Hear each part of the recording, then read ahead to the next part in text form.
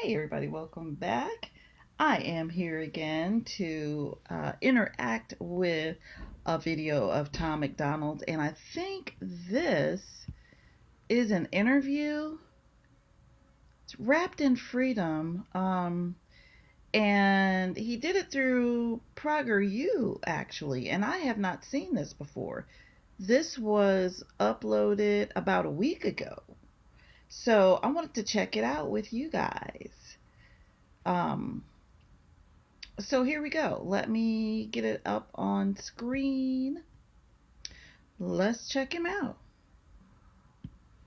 You cancel me? I own all the cameras. I own all the lights. I own the recording software. There's no endorsement that I'm going to lose. My name is Tom MacDonald, and this is my story. Oh, nice.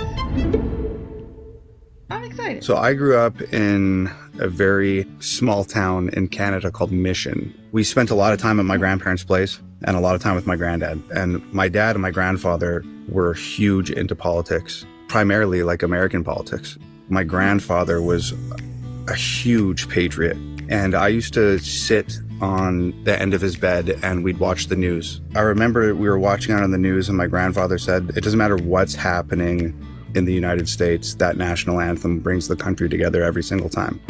My grandfather was a very prolific writer, and he inspired me to write things of my own. I remember I wrote this poem in memorial of fallen Canadian soldiers. The soldiers I was writing about won the battle, and then the general or the sergeant was frowning, and my English teachers tore this thing apart. Why is he frowning if he won the war? My dad was livid. He's like, of course he's frowning. He lost all these soldiers. He's coming out of a war. Like, of course he's not happy. It's so irking when people don't have just basic common sense. Oh my gosh. Don't be discouraging to a student over some petty bull smack. Good grief. So my grandfather contacted this renowned Canadian poet, and she wrote me a letter saying how much she loved the poem and how great it was, and then she actually had it published in a Canadian magazine. I remember my dad coming to my school and dropping the magazine on that teacher's desk and turning around and walking out. That must have been the best day ever. Sweet.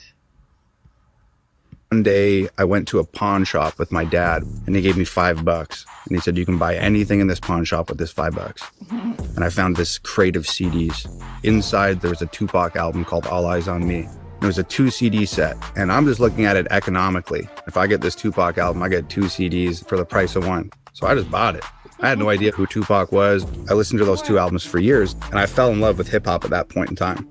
But there's a huge disconnect. It was just like a little white boy from the suburbs who's listening to this like fully grown black gangster rapper talking about a life that I have nothing in common with. So then wow. Many years later, I get on the school bus and this kid sits next to me and he's like, you gotta hear this. And I'm like, what is it? And he's like, it's this white rapper. His name's Eminem. So I put on the headphones and was just totally captivated. He's got blonde hair like me. He's got blue eyes like me. And this is a very interesting story. I'm not deep into rap. But growing up, it was all around me and everything. But yeah, I had, other preferences. I listened to some, but I wasn't deep into it. But it's interesting to hear his story and to get an idea of how he evolved. Let's let him continue. Eminem. So I put on the headphones and was just totally captivated. He's got blonde hair like me. He's got blue eyes like me. And that was like the first time the light bulb went off in my head. Like, I could do that. So the poetry evolved into rap music. And I kept those songs hidden for years and years and years, stuffed in a binder inside a drawer in my room. I loved music, but I just wasn't ready to step into that arena yet. So I took a detour. I got into construction, and I was 14 or 15 years old, being bullied by the other workers. So I thought, how am I going to work for the rest of my life and deal with this type of harassment? So I decided I'd give pro wrestling a try. Pro wrestling? I didn't know that about him. Well, I am learning, so this is all news to me. That's pretty cool. I was like, you know what? I'm going to throw the biggest roadblock up for myself ever. I went and got tattoos on my face. I got these dollar signs on my eyelids so that I couldn't get hired anywhere. I'd have no choice but to be a pro wrestler. And that's what I did. Wow. Of all the ways, the way things people think up so that they won't get hired and won't be able to work. That's why he tattooed his face, to motivate himself, to make it happen for himself. That's interesting. Let's see what else he has to say.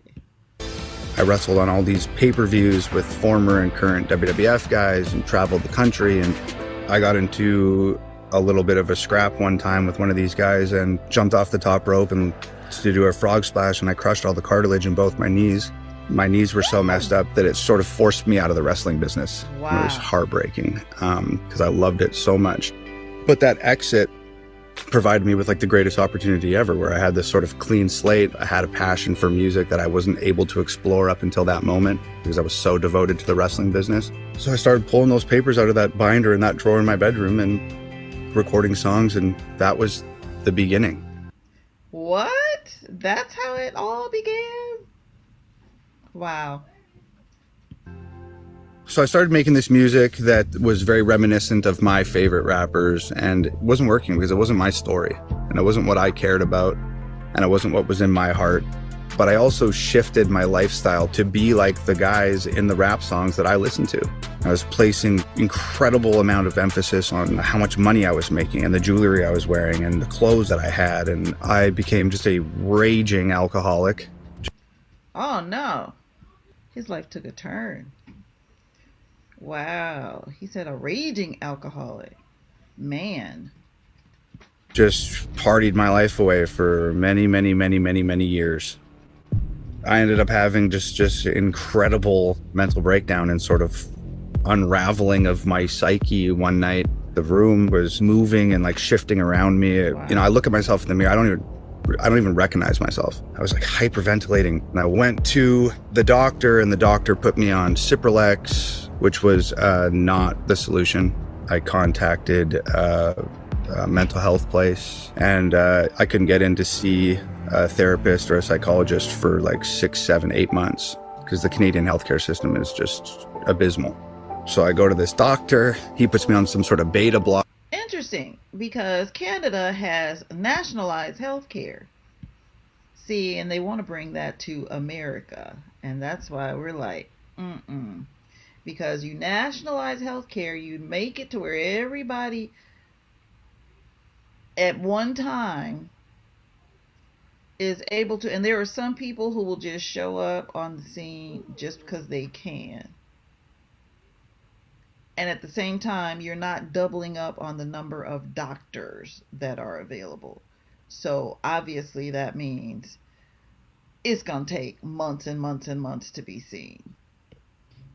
That doesn't work. This just goes on and on and on. A therapist or a psychologist for like 6, 7, 8 months because the Canadian healthcare system is just abysmal.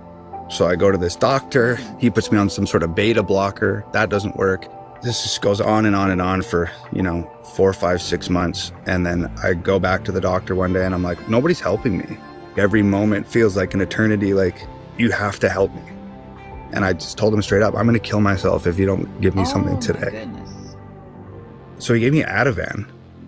For the first time in 7 months, I experienced calm. The first thing I thought was, I don't want to be on these pills for the rest of my life. I hate to say it, but the Ativan kind of like saved my life. It at least gave me the headspace to figure out what was going on.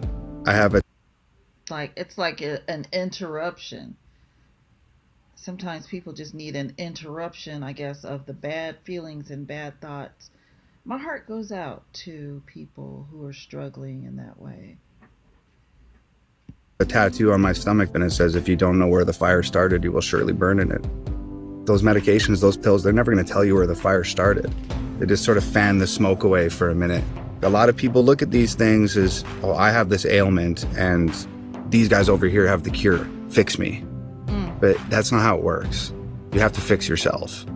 So I started really digging into what the source of my unwellness was. I kind of realized what got me there, and that was emulating the stuff in the music. So I had this sort of epiphany, and I figured out, I don't want to make that music anymore. I don't want to make music that's going to do to other people what that music has done to me. Wow. So instead of destroying, I wanted to empower. That is way cool. I really can respect this. I'm glad I'm watching this because I didn't have the background or the context like Tom MacDonald's diehard fans. I had like slowly become a fan of Tom MacDonald, so it's really interesting to hear the background and hear the context in which someone's music came about. Or how they became the person that they are today. Very interesting. I want to rap about things that I talked about with my granddad and my dad, social issues and political stuff. That's what I'm interested in talking about in my everyday life.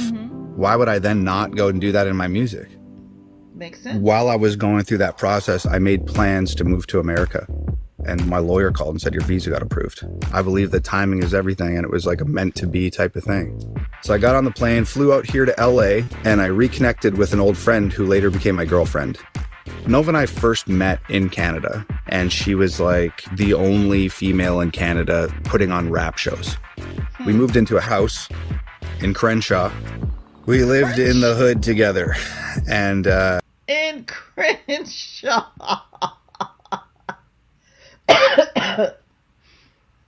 Very highly populated African American, rough side of town. That's hilarious. It was grim. We couldn't pay the rent and do groceries in the same month. There's water coming through the ceiling. I'd wake up and open a cupboard and you'd just see cockroaches scatter off the plates. Like, it was unbelievable poverty. This really strange thing happened this one day where I was like sitting in the house and I was listening to the radio, and some big mainstream record label rapper came on, and I was listening to this song that was playing, and it was sort of like this woe is me, like, it's so hard to deal with all the attention I get, and it's so difficult to be this successful. And I was so offended. I was like, how dare you make a song trashing the dream that I've been chasing for years and years and years and almost died to get. So I started penning this like open letter to the guy that I had just heard on the radio.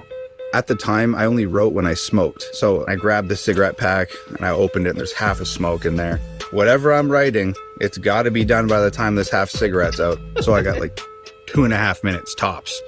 I don't remember slowing down to consider what I was writing next. It just happened. I just wrote this whole song. Nova was sitting in her bedroom, and I opened the door and said, I just wrote the song that's going to change our lives. Wow. Set up the camera. I need to shoot this. Oh, so she set up everything, and it was just a gray backdrop. We had one light, and we shot the video for Dear Rappers. Easy for these rappers who have it all. Talk about the days when they used to be sad. I guess I can't relate to being famous and wealthy. I'm 28 and still praying for the day I have a chance. So I called my mom and said, Mom, I wrote a song that's going to change my life. I need like $100 so I can put an ad on Facebook and see if I can get this thing to go. Then I call my baby sister. I need $100. Call my buddy Brandon, get $100 from him. I call this other guy, get $100 from him. Me and Nova take the last money that we have. We have like $400, and our rent is like $650, and we don't have any groceries. I take all of this money and I pool it all together, and it's $1,100. Wow. The next morning we put out Dear Rappers on a Facebook ad, and 24 hours later it had 1 million views, and we were off to the races. What? 2 weeks after that, a check came in the mail for $11,000, and that's the most money I'd ever seen in my entire life. Oh, like, wow. I just couldn't believe it. And next month I get a check for $20,000, and the next month 30, and the next month 50. All of a sudden we had $1 million. Cancel culture runs the world now. The planet went crazy. Label everything we say as homophobic or racist. I rap about political topics. We won't always agree. No, I don't hate all police. Gender stuff and race stuff. I think Black Lives Matter. They think white lives matter less. And LGBTQ turned into WTF. My favorite song of my own is always like the most recent one, but I really like You Missed. They don't want an election. They got so offended by freedom that they just try killing the president. I remember being so pissed off and thinking, this moment doesn't need a song. It needs a battle cry. You missed. It's all been I know that's right. It definitely needed a battle cry. in Nova and I from the inception of this thing. To this day, we distribute the music like totally independently. We don't have a manager. We don't have a publicist. There's no record labels, agents, like nothing. It's definitely not easy being independent, but with how anti-woke my music is that I've been making, the music business and the mainstream media, they all work together at creating narratives and towing the line, and anything that goes against their agenda, that's not coming out. I talk about these things and I don't even consider myself a conservative. I think I'm just like a free thinking person. So if they're going to take away my social media you cancel me.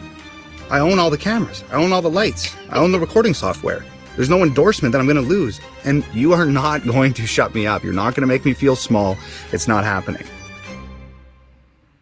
Nice. These artists that are top 40 artists that are mainstream, a lot of these people are controlled. They never get to express themselves, and I've talked to a lot of them. They hit me up privately and say like, hey dude, good on you. Love what you're doing. They'd never acknowledge me publicly, ever. But even with all the censorship, we've got over 50 number ones on Billboard and 16 on the Hot 100, which is like the big boy chart. And I've gone head to head with Eminem on these charts and beat him, and Drake and beat him. There's people at record labels tearing their hair out over this stuff because they're sinking hundreds of thousands of dollars. What? This is like amazing information. I didn't know any of this. Wow. I see why Tom's big fans are big fans. I see why now. Wow. Trying to convince people that these are the folks you should be listening to. And people are saying, I'm going to listen to Tom. Because there's like an appetite for real music and an appetite for truth. Just be real. That's what people want. They're getting lied to on the news. They get lied to in the paper. They get lied to on social media. Where is somebody that's just going to be honest with us? I'll do it. I don't care. I'm so glad that there are people out there that are standing up. I'm so glad. I'm really proud of him. Like I know him or something. But that's really noble. For real. I'm not just saying that. I'm just grateful to be in America. After all, I came here unwell, addicted, $800 in my wallet, and built a whole life for myself and my girlfriend. It's really incredible. The American dream's still alive and well. All you have to do is live up to your potential. Wow. That's why I love this place so much. I just fell in love with the American spirit, and I fell in love with the people. And going out on July 4th and standing in the crowds and singing the anthems and watching the fireworks, it just makes me want to speak the truth even more. You know, my dad's a big rock guy, and he told me something when I started writing rap music. Rock and roll's always been about screaming the truth at the top of your lungs. He said, you might be rapping, but what you're doing is rock and roll. Can rock on. Oh, neat. That was cool. That's cool. I have a renewed respect. So not just respect for him as an artist who is not controlled, who is able to speak his mind, but as an individual who built a life for himself from nothing, who came to America and is living the American dream. That is an amazing story. It's motivational. It's inspirational. I hope Prager U doesn't get mad at me for interacting with this video, but I am so glad that I watched it. It came up on my feed. Thank you, YouTube.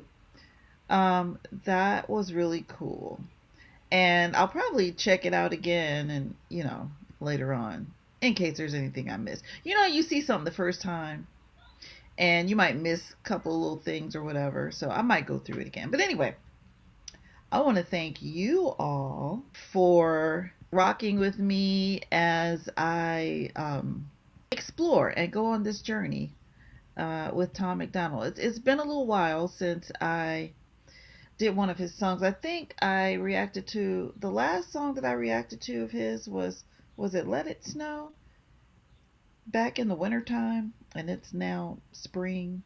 But anyway, thanks so much, y'all, for checking out my video. I appreciate it. And before you leave out, if you enjoyed this reaction, please do me a solid. Press that like button. Leave your comments down below. I like the information that y'all give. And definitely share this video if you don't mind. I would greatly appreciate it. Because I want to do the same kind of thing. I'm not into music, but as far as me performing, that's what I mean. Of course, I like music, but I want to be one of those voices too, to be out there and remind people that we can't ever let things get back to the way they've been the past 4 years. We've got to speak up and speak loudly. Definitely. But thank you again, and I will see you all on the next one. Bye.